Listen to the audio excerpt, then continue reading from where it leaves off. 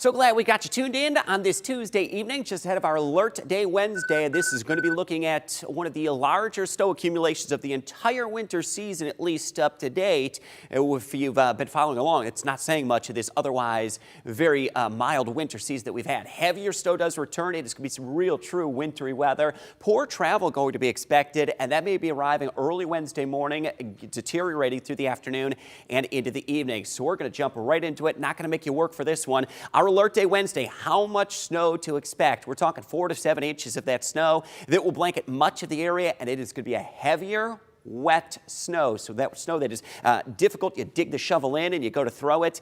It is going to be very strenuous. So of course, extra caution if you're going to be out shoveling the driveway.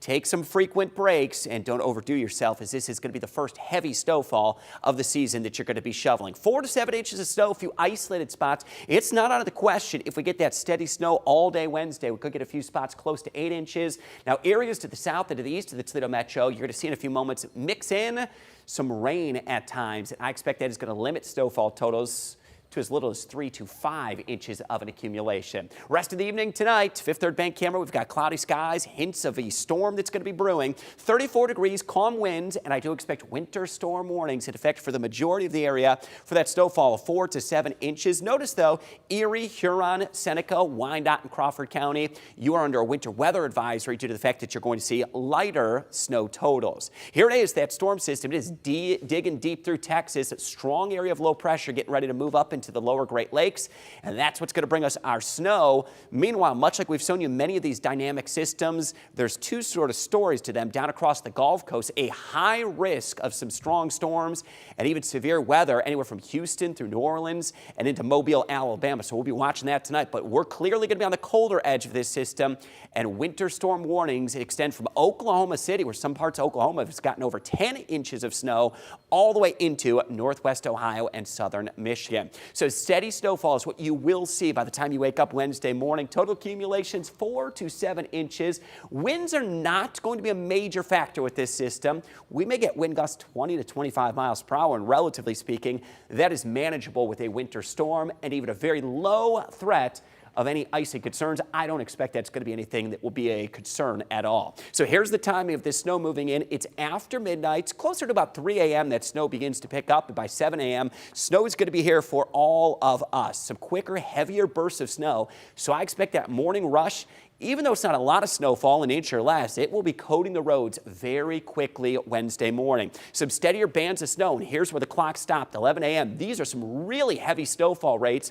Those deeper blues, which could indicate 1 inch per hour snowfall rates late Wednesday morning through Wednesday early afternoon. And there's where we get that mix in south and east of the Toledo Metro. That's why it limits those totals down to the south and to the east. But I do expect here in the Toledo Metro, we're going to remain all snow through the duration of this system through Wednesday evening and into Wednesday night. So for your Wednesday, 4 to 7 inches of an accumulation, the high right around 33 degrees, right around the freezing mark. Thursday, we'll wrap up the snow showers in the morning. And I still expect travel will be poor into Thursday morning. It takes road crews, sometimes 12, 24, even 36 hours to really dig out of a good winter storm, and a few lingering snow showers early Thursday. Another clipper system Friday. That may spread an inch of an accumulation to the area Friday afternoon and evening. Then late Saturday into Sunday, yet another storm system that if we stay on the colder side of that system, it may register some additional snow accumulations, and then much colder air as we go into next week, late January into early February. It has been weeks we have been talking about a turn toward colder, more wintry weather, and there's the colder side of it. Highs may not even make it out of the teens for a few days late next week.